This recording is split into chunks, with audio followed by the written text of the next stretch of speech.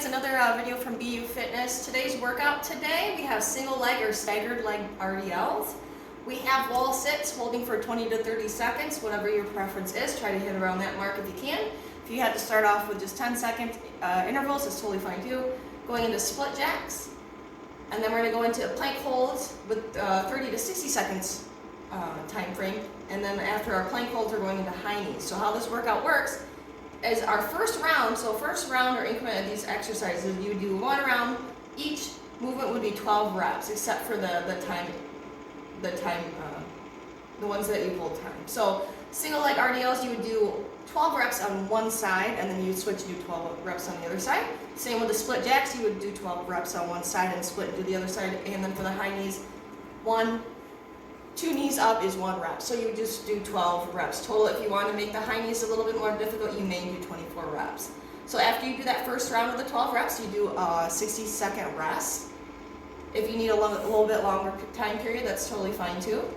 Then we go into 2 rounds of this circuit. You do 10 reps per exercise, so the reps are going down, but the rounds are increasing. So after you're done doing your 2 rounds, we go to 90 seconds rest. And then once you get your 90 seconds rest, then we go into 3 rounds, where 8 reps on each side, and then you get 120 plus rest. So after this, you could, if you would like to, do another round. You could do 4 rounds with 6 reps, and then whatever time rest you want, probably 3 to 5 minutes rest after that if you want to do a 4th round. If you want to just stick with the 3 rounds today, just follow our rep scheme as we go. After the 3rd round, if you'd like, you can do a cool down or go on with your day. I would suggest doing a cool down though, because you always want to do a cool down with your workout. So this is what our workout is today for 3, 31, 20. Hey guys, so here is the actual workout that we're doing besides what I just explained. So our first exercise is single leg or staggered leg RDL. So I'm going to go over the staggered leg first. So this is our modification, and then I will go over the progression. So a little bit harder exercise to do. So for the staggered leg RDLs, we would have 1 foot in the front, 1 foot in the back. I keep my hips, feet about hip width apart, so I kind of have, if you want to think about it, drawing a line from your big toes all the way across, it should be a nice straight line. Feet nice and straight on.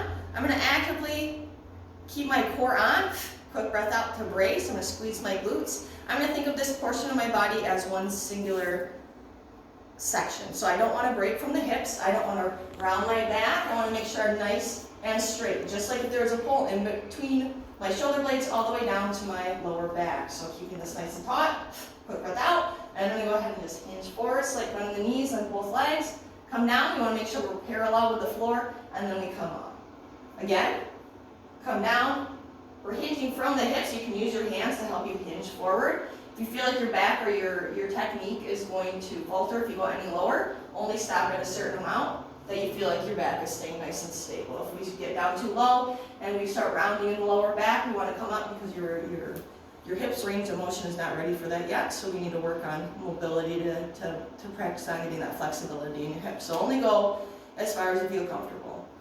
So if you want another example on the other side, so we did this side first, so now we would do this side, same thing. You would stagger it, hips at the, hands on the hips, quick breath out. We hinge forward, not breaking at the hips, coming forward, and then coming back up.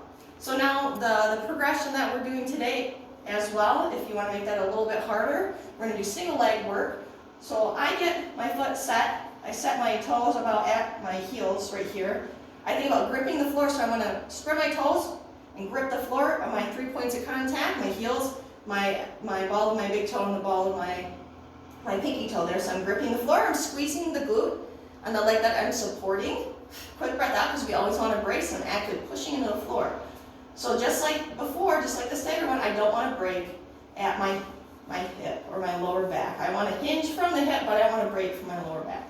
Quick breath out, coming forward, I'm lifting my leg up, squeezing, I'm trying to keep my chest parallel with the ground, coming up, extending my leg back, pushing my foot into the floor, and I'm going to come all the way back forward. Just like if you think about it, as a teeter-totter, if my chest comes forward, my leg actively comes up in the back. Keeping that nice straight line, coming forward, holding, breathing out the top, reset. I keep my foot nice and active with that dorsiflexion to keep my leg from not breaking or losing my balance. slight bend in the knee, coming forward. We're actually pushing through the floor with that glute while we're balancing, and we're keeping your eyes at parallel. So if you notice, my chin doesn't come down, my head doesn't come too far up. We just want to stay in that nice middle, section, like Goldilocks and Three Bears kind of thing. So here, coming up, hinging, and coming forward. On the other side, so you can see the open side of it, or on the side that I'm balancing on. Activating, hands on the hips, rib cage down, keep it nice and taut. Squeeze my glutes, get my foot ready, and my chest comes forward. I'm extending the leg back. Hold, come up, we breathe out. Another deep breath in to stabilize. So once we're done with our single legs, you would just start off with the 12 and 12 on each side, and then work your way down with the rounds. Then we go into our wall sits. So we're going to come on over to the wall. I'm going to find good enough space to where I can have my feet about hip width or shoulder width apart.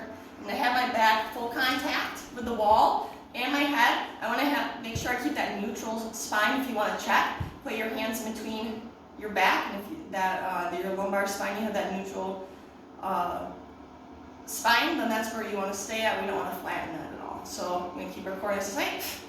Come down into a squatting position. You can be about parallel. If you want to make it harder, go a little bit lower than parallel. We're actually driving the legs out, and I'm driving my back into the wall, and my head is against the wall. And if you want, you can put your hands against the wall as well. And we're just going to hold for 20 to 30 seconds.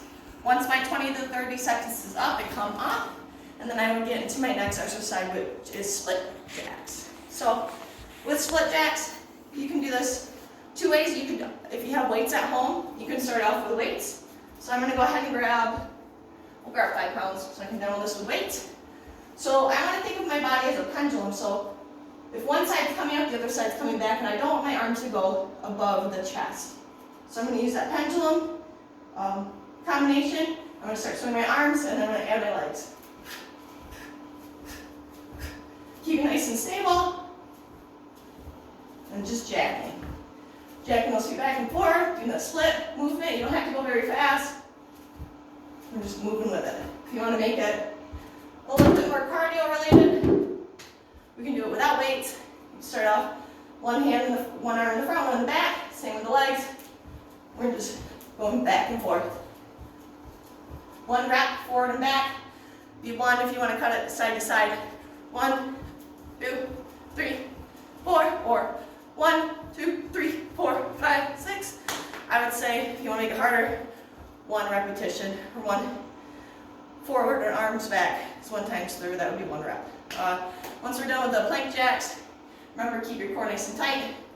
We're going to get right into the plank holds. If you're coming down, you can do a tall plank, or you can do on the elbows. I'm going to start off on the elbows, and then we can go up to the tall plank. I'm going to take my hands, clasp them in the middle to keep me nice and stable. I'm going to make sure my elbow is my shoulder and my elbow are lined up. I'm getting my leg back. Have one leg bent to help me stabilize before I get set up. Quick breath out to brace. Keep my core nice and tight. Belly button spine.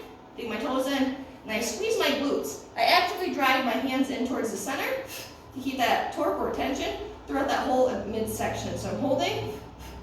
Quick breath out to keep stable and to keep bracing. Deep breath into the nose. Quick breath out. Keep it nice and tight. We don't want our hips to sink down. We don't want our butt up weight too high. We just want to be right in the middle. If I was a dinner table, you probably could eat TV dinner off me. That's how flat I want my back to be. So we would hold our plank for 30 to 60 seconds, and we get into our last exercise. So then we get into high knees. So with high knees, you can start off any variation with this. If you have a weighted ball at home or a pillow, you can use that for striking. It makes it a little bit harder because you have to have something like a focus point to kind of aim your knees to. So you can start off going slow. So this 1 rep would be 1, that would be 2, that would be 3. So 1 knee up each time is 1 rep. You can do it with weights. If you have dumbbells, you can do that nice and slow. Just do a touch and go.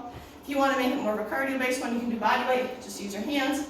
I set them up kind of near my belly button to judge where I should be at. And I'm just going to jump. 1, 2, 3, 4, 5, 6. Driving my knees up towards the ceiling, keeping my core nice and tight. I'm jumping off on the balls of my feet. Stay nice and bouncy. I don't want to be flat-footed. I want to control that jump. I don't want to be slapping my feet. I want to be nice and light. So kind of jumping myself up. Stay nice and tall. I'm not leaning too far forward or leaning too far back. Just want to be nice and even. So once you get through that, you take one round, take a break, and then you get to your next circuit of 2 rounds with the 10 reps, and you take a rest, and then get to your last circuit of 3 rounds with 8 reps, and then you take your rest. So if you have any questions, definitely let me know. Email me, message me on the comments below. Let me know how it goes, and you guys have a good day.